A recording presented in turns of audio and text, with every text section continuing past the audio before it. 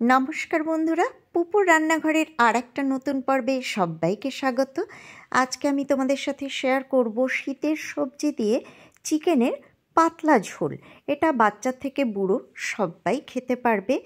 এটা যেমন রান্না করাটাও সহজ, হজম করাও সহজ, সেরকমই খেতেও কিন্তু খুবই সুস্বাদু। তো রেসিপিটা শুরু করব। তোমাদের কেমন লাগলো অবশ্যই লাইক কমেন্ট করে আমাকে জানিও। আর যদি ভালো লাগে তাহলে অবশ্যই আমার চ্যানেলটা সাবস্ক্রাইব করে আমার পাশে থেকো। বন্ধুরা, আমি এই রেসিপিটা করতে কি কি নিয়েছি সবজি সেটা আগে তোমাদের দেখিয়ে দিই। তো এখানে অল্প কয়েকটা ফুলকপির ফুল নিয়ে নিয়েছি, এই গোটা পাঁচেক ফুলকপির ফুল নিয়ে নিয়েছি। এখানে দেখো গোটা পাঁচেক নতুন আলু, ছোট ছোট আলুর দম খাওয়ার যে আলু, সেই আলু আমি ভালো করে পরিষ্কার করে ধুয়েছি বালিগুলো, তারপর খোসা ছাড়িয়ে নিয়ে নিয়েছি। এখানে নিয়েছি অল্প একটুখানি গাজর, একটু এরকম, যেহেতু গাজরটা সরু সেই জন্য আমি টুকরো করিনি, দেখো এইরকমভাবে নিয়ে নিয়েছি। মোটা গাজর হলে তোমরা একটু মোটা বড় করে টুকরো করে নেবে।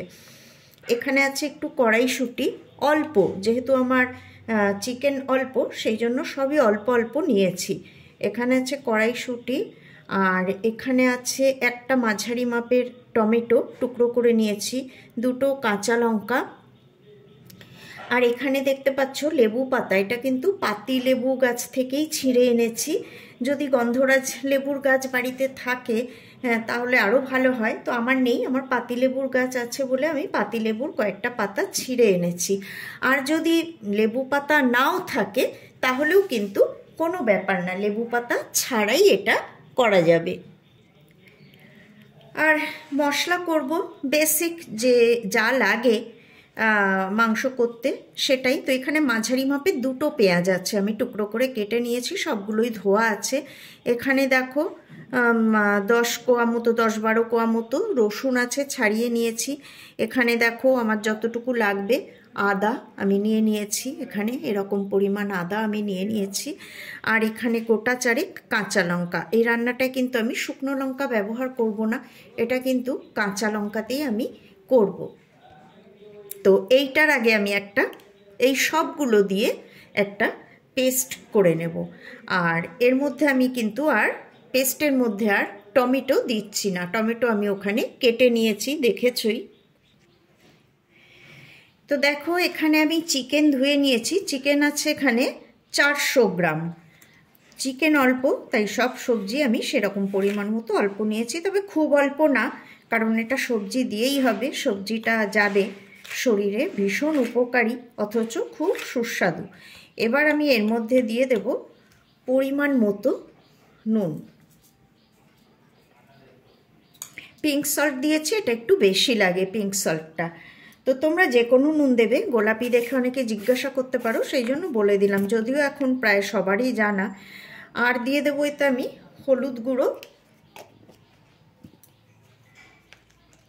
দিয়ে দেব 1 চা চামচ মতো জিরে গুঁড়ো,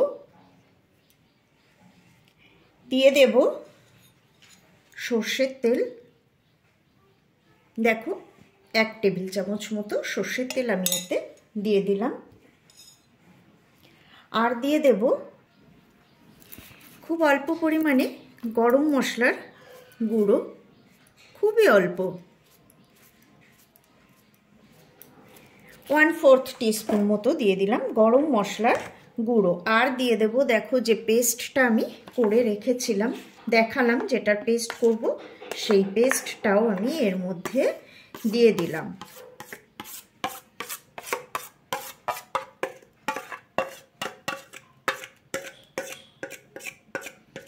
আর আমি কিন্তু এটায় কোনো কালার আনার চেষ্টা করছি না, হ্যাঁ জানি কালার আনলে রং সুন্দর হয়, বেশ কিছু পাকা টমেটো যদি পেস্ট করে দিয়ে দিই বা কাশ্মীরি লঙ্কার গুঁড়ো দিই তাহলে অবশ্যই এটার কালারটা চেঞ্জ হয়ে যাবে।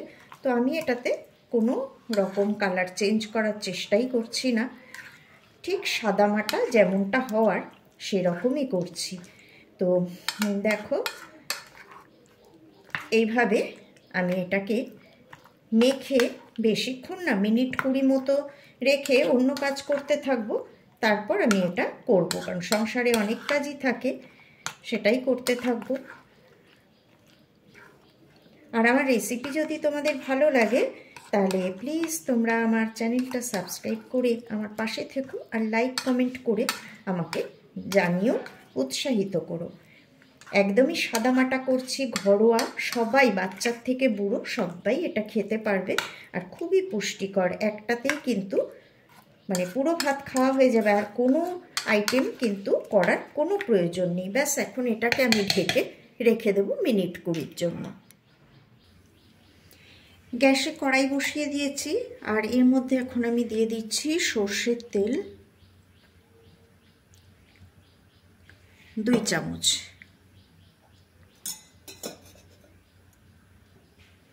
দিয়ে দেব একটা এলাচ থেঁতো করে নিয়েছি, আর একটুখানি দারচিনি, দুটোই কিন্তু আমি একটু থেঁতো করে নিয়েছি। দিয়ে দেব একটা শুকনো লঙ্কা, একটু ফাটিয়ে নিয়েছি মাঝখান থেকে। দিয়ে দেব হাফ চা চামচ গোটা জিরে।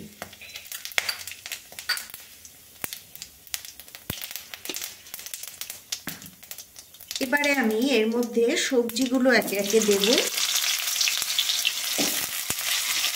আমি আলু, গাজর আর ফুলকপিটা দিয়ে দিলাম।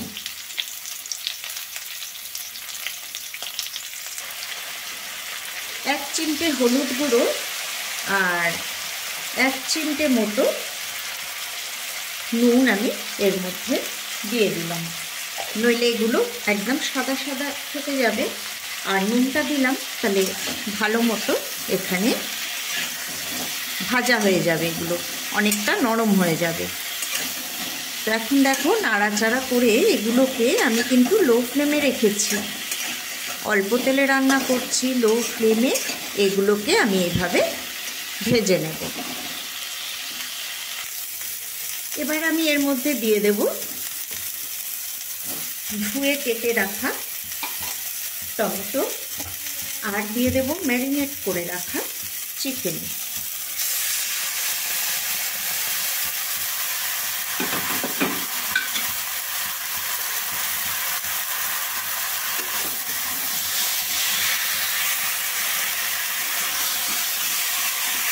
এখন ফ্লেমটা আমি একটুখানি বাড়িয়ে দিয়েছি,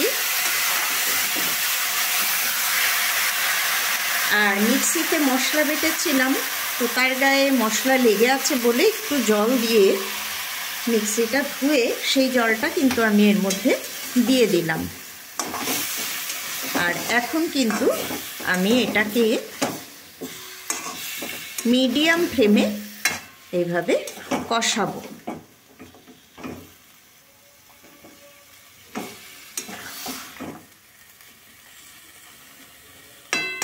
আমি কিন্তু ঢাকা দিইনি, ঢাকা ছাড়াই আমি এটাকে এভাবে কষিয়ে নেব। তো দেখো চিকেন কিন্তু সবজি শুদ্ধ কষানো হয়ে গেছে, আর ওই দিকে আমি গ্যাসে কিন্তু একটু জল বসিয়ে রেখেছিলাম। তো এখন সেই জলটা থেকে কিছুটা জল নিয়ে গরম জল আমি এর মধ্যে অ্যাড করে দিচ্ছি। আর এটা কিন্তু পাতলা ঝোল হবে, এটা কিন্তু গা মাখা কষা কষা হবে না, এটা কিন্তু একদম পাতলা ঝোল হবে চিকেনের। তো গরম জল দিয়ে দিলাম। এবারে জলটা পরিমাণ মতো দেবে, তোমরা যে যেরকম ঝোল রাখবে, বা চিকেনটাও তো সেদ্ধ হতে হবে, সেই বুঝে কিন্তু তোমরা এতে ঝোল দেবে। আর এই সময় আমি এর মধ্যে দিয়ে দিচ্ছি কড়াইশুঁটিটা, দিয়ে মিডিয়াম ফ্লেমে রান্না করব ঢাকা দিয়ে। দেখো আমি ঢাকাটা তুলে নিয়েছি, আর নুন টেস্ট করে দেখে নিয়েছি, ঠিক আছে। চিকেনও সেদ্ধ হয়ে গেছে, আর চিকেন যখন সেদ্ধ হয়ে গেছে সব সবজিও সেদ্ধ হয়ে গেছে। তো দেখছো কিছুটা পাতলা ঝোলই আমি রেখেছি। এখন আমি এর মধ্যে দিয়ে দেবো 2টো চেরা কাঁচা লঙ্কা, আর যেটা দেব যে লেবু পাতাগুলো ধুয়ে রেখেছিলাম সেই লেবু পাতা। এবার এখানে তোমাদের আর একটা কথা আমি বলে রাখি, লেবু পাতাগুলো একটুখানি এভাবে দিয়ে দেব। আমি ফুটাবো না, গ্যাসটা অফ করে এবার এটাকে ঢাকা দিয়ে দেব। তো লেবু পাতা তো সবসময় অ্যাভেলেবেল না সবার কাছে, সেক্ষেত্রে তোমরা একদম এখন শীতকাল টাটকা তাজা দেশি ধনে পাতা, সুন্দর গন্ধওয়ালা সেই ধনে পাতাটা এই সময় দিয়ে দেবে। হ্যাঁ, অবশ্যই গন্ধটা লেবু পাতার মতো হবে না, অন্যরকম হবে, কিন্তু তাতেও কিন্তু খারাপ লাগবে না। ব্যাস, রান্না কিন্তু কমপ্লিট। এখন আমি গ্যাসটা অফ করে দেব আর এটাকে ঢাকা দিয়ে রেখে দেব। তাহলে কিন্তু এটা লেবু পাতার যে সুগন্ধ সেটা কিন্তু এই মাংসের ঝোলের মধ্যে পুরো চলে আসবে। বন্ধুরা, রেসিপিটা কেমন লাগলো আমাকে কমেন্ট বক্সে অবশ্যই জানিও। আজকে এই পর্যন্তই, আবার দেখা হবে পরের পর্বে অন্য কোনো রেসিপি নিয়ে। ততক্ষণ সবাই ভালো থেকো, সুস্থ থেকো, সাথে থেকো।